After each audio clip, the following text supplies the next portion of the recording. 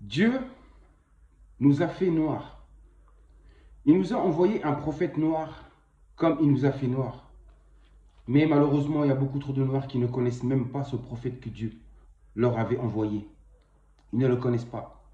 Et celui-ci, c'est-à-dire ce Dieu, ce même Dieu, nous prie de sortir, nous, peuple noir, de sortir de la chape de plomb d'une mentalité religieuse superficielle, héritée de la traite négrière et de la colonisation. Simon Kimbangu nous a fait comprendre qu'il ne sera pas possible. C'est lui, Simon Kimbangu, ce prophète-là, dont je vous parle. Simon Kimbangu nous a fait comprendre qu'il ne sera pas possible de sortir des perversions mentales et comportementales liées à la réification coloniale sans retrouver une pédagogie propre d'intériorité spirituelle et d'authenticité religieuse. Voilà ce que l'homme noir doit absolument atteindre. Absolument. Vous savez pourquoi les Noirs ne connaissent pas? Ils ne connaissent pas leur histoire, ils ne s'intéressent pas à leur histoire ainsi qu'à leur prophète. Les enfants noirs s'habituent au dégoût de l'intelligence et ils deviennent adultes après s'être familiarisés dès leur jeunesse avec le sentiment que le savoir-faire et le savoir-être sont des besoins futiles, voire inutiles. Donc les Noirs ont refusé, ils ont rejeté la connaissance, le savoir. Les Noirs ne cherchent plus à comprendre, ni de raisonner, ni d'observer, en prenant un peu de recul sur le monde et sur leurs conditions de colonisés, d'esclaves, de la race, humiliée, rabaissée, pillée, etc. Les Noirs ne veulent plus penser par eux-mêmes et préfèrent que les autres peuples, les autres races pensent pour eux. Les Noirs préfèrent la spiritualité, ou voire les spiritualités des autres, les religions des autres, les prophètes des autres. Oui, les Noirs aiment Mahomet, ils aiment Jésus, ils aiment Bouddha, ils aiment Krishna, mais ils n'aiment pas Kimbangu. Le pire, ils ne le connaissent même pas. Les Noirs aiment les autres dieux. Oui, les autres dieux. Ils aiment les autres ancêtres. Ils aiment le mode de vie des autres, les coutumes des autres, les langues, les mentalités des autres. Bref, tout ce qui ne leur ressemble pas et ne leur appartient pas. Les Noirs ne cherchent même pas à comprendre comment ils se sont fait avoir, préférant passer leur temps à se divertir et se contentant ainsi de ramasser en silence les miettes que leurs maîtres, leurs colonisateurs, leurs oppresseurs leur donnent en échange pour leur service. Oui, quand vous travaillez là, vous avez oublié qu'en fait, en réalité, en Afrique là-bas, vous êtes des riches. Mais vous avez accepté cette condition-là de vivre comme des pauvres, de toucher des payes misérables, avoir des travails misérables, complètement rabaissés, rabaissés. Le manque d'intelligence, le manque d'intelligence. Prendre le temps de réfléchir quand on est en situation de captivité. C'est vital. Maintenant, je vais vous lire avec vous le discours de Simon Kimbangu, son discours du 10 septembre 1921.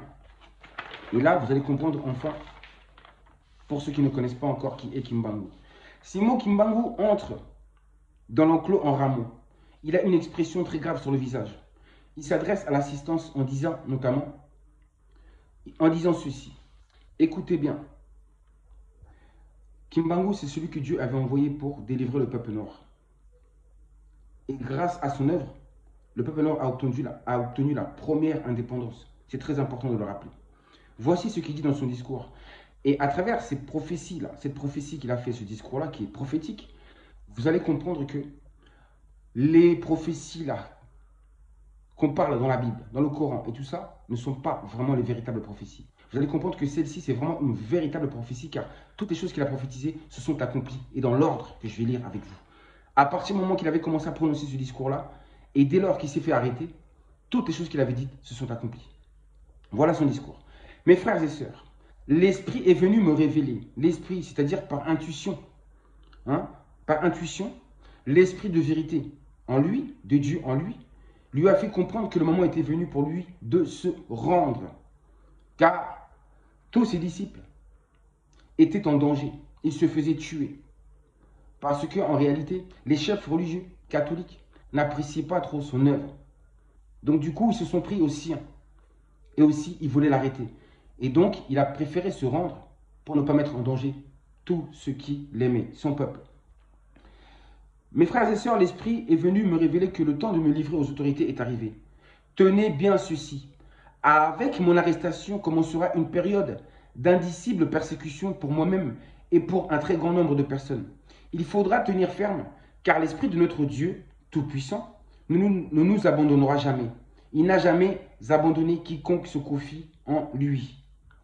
Et le prophète d'enchaîner, les décennies qui suivront la libération de l'Afrique, c'est-à-dire la première indépendance de l'Afrique, qui eut lieu en juin 1960, il dit bien, les années qui suivront l'indépendance.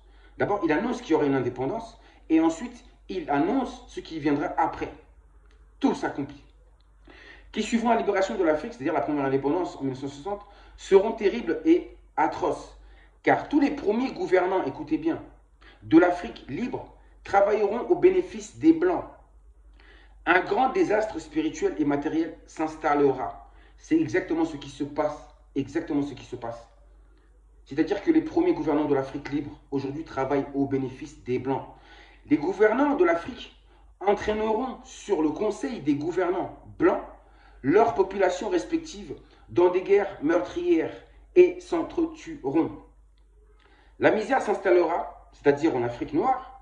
Beaucoup de jeunes quitteront l'Afrique dans l'espoir d'aller chercher le bien-être dans les pays des Blancs. Ils parleront toutes les langues des Blancs. Parmi eux, beaucoup seront séduits par la vie matérielle des Blancs. Ainsi, ils deviendront la proie des Blancs. Ils auront beaucoup de mortalité parmi eux et certains ne reverront plus leurs parents. Restés en Afrique, grands-parents, tantes, oncles, cousins, cousines, bref, la famille. Parce qu'en ayant quitté l'Afrique, ils ont coupé le cordon avec la famille. Et beaucoup mourront. Il y aura beaucoup de mortalité. Vous avez vu comment les Noirs meurent ici en France? Assassinés par la police, tués entre eux avec des pistolets, avec des armes. Toujours des histoires avec les Noirs. Combien de Noirs meurent? Combien? La prophétie s'accomplit. Ça, c'est une prophétie qui est véritable. Ensuite, Simon Kimbangu a aussi dit ceci. Il faudra une longue période à l'homme noir. Il faudra une longue période à l'homme noir pour qu'il acquiert sa maturité spirituelle. Celle-ci et seulement celle-ci lui permettra d'acquérir son indépendance matérielle. Alors s'accomplira la troisième étape. Dans celle-ci naîtra un grand roi divin, un être très spirituel, un être à part, un être très spirituel, très à part. Et ce roi divin viendra avec ses trois pouvoirs. Cet homme possédera trois formes d'intelligence, trois pouvoirs ou trois capacités. Il aura trois dons. Scientifique, Kimazayu, spirituel, Kinzambi, politique, Kimayala. Ensuite, il dit ceci, Kimbangu. Je serai moi-même, conclut le prophète Simon Kimbangu, le représentant de ce roi. Et il dit que quand il reviendra en fin de compte dans la peau de ce roi, il dit, je liquiderai l'humiliation que depuis les temps les plus reculés, l'on ne cesse d'infliger aux Noirs. Car de toutes les races de la terre, aucune n'a été autant maltraitée et humiliée que la race noire.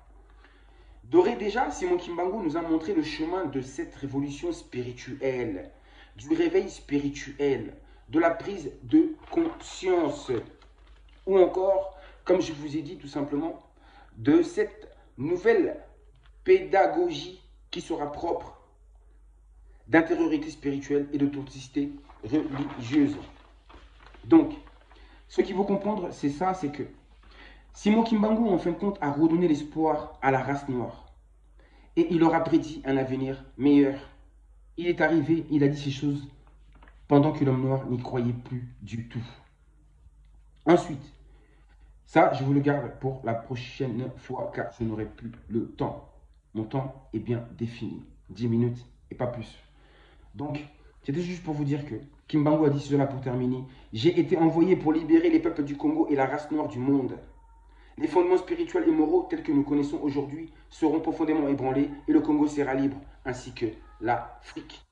Ça, c'est une prophétie que vous allez voir s'accomplir de jour en jour devant vos yeux, car elle est véritable.